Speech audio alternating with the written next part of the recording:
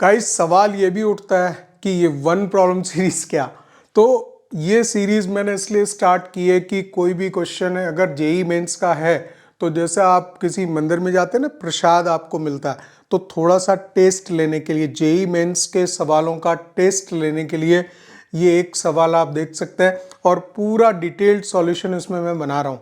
तो वो चीज़ देखेंगे और थंबनेल भी आप देखिए इस तरह से प्रिपेयर्ड है कि जो क्वेश्चन है, सवाल जो आया हुआ है जेई मेंस में, उसकी आपको वहाँ पे झलक दिख जाएगी। तो आप बहुत ही स्विफ्टली जा सकते हैं वन बाय वन। पूरी सीरीज प्लेलिस्ट है, प्लेलिस्ट में आप जैसे ही जाओगे तो वहाँ से स्क्रॉल करके तुरंत उसी क्वेश्चन को देख सकते हो जिसका कि सॉल्यूशन आप चाहते हो। ऑनलाइन पे सब कुछ अवेलेबल है, लेकिन हमें स्क्रॉल करना पड़ता है, 1.5-2 घंटे में एक एक पेपर को पूरा सॉल्व किया होता है, तो हमारा जो डिजायर्ड सॉल्यूशन है वो हमें नहीं मिलता। आप पूरी प्लेलिस्ट में जाओगे, तुरंत आपको जो है जिस क्वेश्चन में लगता है कि हाँ इसका सॉल्यूशन देखा जाए तो उस पर उतर सकते हो, ठीक है ना। तो ये क्वेश्चन हम लोग ले रहे हैं, लेट ये डिफरेंशियल इक्वेशन फंक्शन गिवन है which is a differentiable function such that X square F X minus X equals to 4 times 0 to x T F T D T. और इस तरह की कंडीशन जब भी बन जाती है तो आपको पता है कि यहाँ पे लेमनीज रूल का यूज होना है, क्योंकि ये अदर वेरिएबल है और अंदर जो फंक्शन में वेरिएबल है वो डिफरेंट है, ठीक है।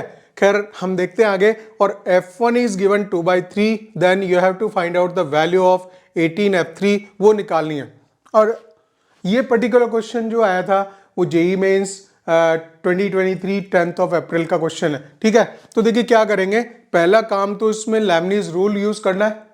तो ये सवाल इसलिए लिया, लेमनीज रूल भी यूज कर रहा है ये, और उसके बाद में इसमें डिफरेंशियल इक्वेशन का भी यूज है, ठीक है। तो पहला काम ये कीजिए कि इसको डायरेक्टली हम इसको डिफरेंशिएट कर देंगे विद रेस्पेक्ट टू एक्स। जैसे ही डिफरेंशिएट करेंगे तो एक्स स्क्वायर आ गया, एफ एक्स का एफ डैश एक्स लिखोगे plus F dash F x और एक्स स्क्वायर का आप लिखोगे derivative 2x minus 1 equals to. अब यहां जब हम डेरिवेटिव करेंगे विद रेस्पेक्ट टू x तो लेमनीज रूल यूज हो रहा है, तो वो देखते चलिए आप। 4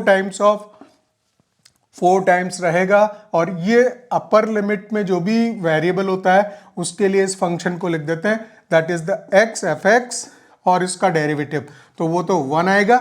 माइनस जब लोअर लिमिट प्लेस करेंगे इसमें पूरे फंक्शन में, और लोअर लिमिट का डेरिवेटिव भी जाता है तो वो तो 0 आएगा, ठीक है। उसको हमने छोड़ दिया एंड ये हमने फर्स्ट टाइम इसको डिफरेंशिएट कर दिया। अब इसको थोड़ा थोड़ा डिफरेंशियल इक्वेशन की तरह से देखिए कि यहाँ पे एक्स स्क्वायर है, इसको क्यों नहीं dy/dx लिख दिया जाए, plus this is 2xy minus 1 equals to this is 4xy। y equals to F X होता ही है, कोई दिक्कत नहीं है, आप लिखते हो इस तरह से, ठीक है ना। ये हमने लिखा, और यहाँ पे आपको मिलेगा एक्स स्क्वायर dy/dx माइनस का 2xy इक्वल्स टू 1। मैं इसको डिफरेंशियल इक्वेशन में सेट कर रहा हूं, कौन सी, जो लीनियर डिफरेंशियल इक्वेशन होती है ना, dy/dx plus P Y equals to Q, ये इस फॉर्मेट को पकड़ेगा लीनियर डिफरेंशियल इक्वेशन का। तो एक्स स्क्वायर से हम डिवाइड कर देंगे इसको, dy/dx माइनस का आ जाएगा माइनस 2/x हो जाएगा, y equals to 1/x square. अब देखिए परफेक्टली मैच कर गया इसके साथ में। और इसमें आपको निकालना होता है इंटीग्रेटिंग फैक्टर। तो इंटीग्रेटिंग फैक्टर आएगा गाइज इसमें, that is the e to the power p dx, और p है minus 2/x dx, so e to the power minus 2 ln x log x, ठीक है। तो ऐसा करेंगे कि पावर इसको उसके ऊपर चढ़ा दो, थोड़ी थोड़ी प्रैक्टिस की भी होनी चाहिए, आपको पता रहना चाहिए कि क्या कर रहे हैं। सो x की पावर माइनस 2 जाएगा, इसको फिर लिखोगे e to the power log of, base तो e है, 1/x स्क्वायर आएगा। और फार्मूला लगता है, पता है ना कि फार्मूला लगता है e to the power log of x to the base, अगर e हो तो इसकी वैल्यू x हो जाती है, या यहाँ कुछ भी हो, जैसे सपोज करो n वगैरह है तो इसकी वैल्यू n हो जाएगी। ये फार्मूला होता है लिखा हुआ स्टैंडर्ड। तो यहाँ पे हम वैल्यू लिख पाएंगे, हमारा इंटीग्रेटिंग फैक्टर आ गया 1/x स्क्वायर, ठीक है।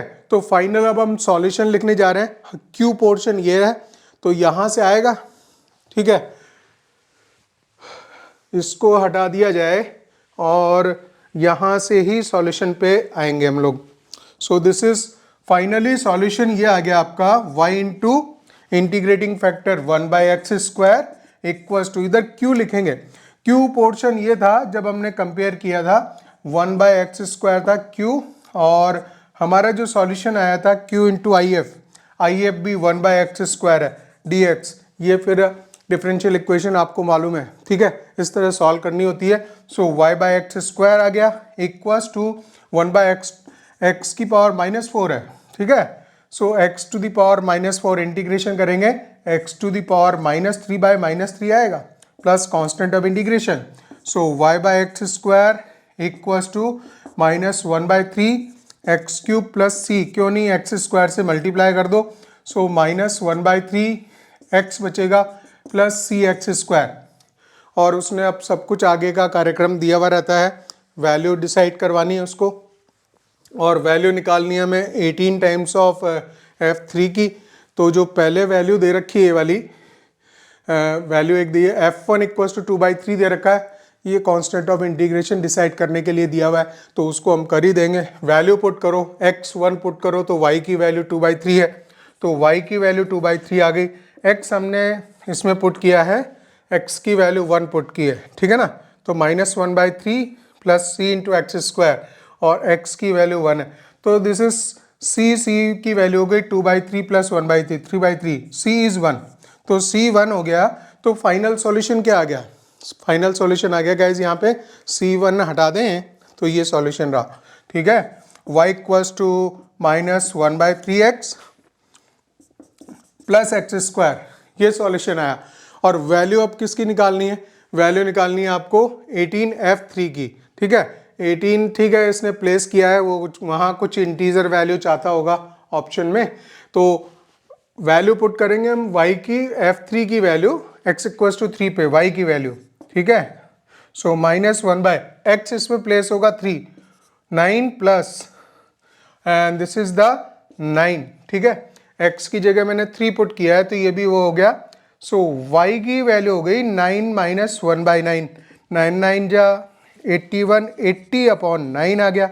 और वैल्यू चाहिए थी इसको, ये हमारा फंक्शन ही है यहाँ पे, ठीक है। इसको आप f3 लिखो क्योंकि जब हम वैल्यू निकाल रहे हैं तो ये हो जाएगा, और इसको 9f3 की वैल्यू दे देगा ये 80 यहाँ से, ठीक है। और निकलवाना था इसको 18f3, 2 से और मल्टीप्लाई कर दें तो 2 से मल्टीप्लाई कर देंगे 18f3 हो जाएगा जो कि 160 हो जाएगा, जो कि आपका ए ऑप्शन इसमें करेक्ट हो जाएगा, ठीक है। इस तरह से डिटेल्ड सॉल्यूशन अगर देखना है तो ये 1 प्रॉब्लम सीरीज देखो, और आप बिल्कुल थंबनेल से देख सकते हो कि स्क्रॉल करके कौन सा सॉल्यूशन देखना है नहीं देखना, प्रसाद के रूप में।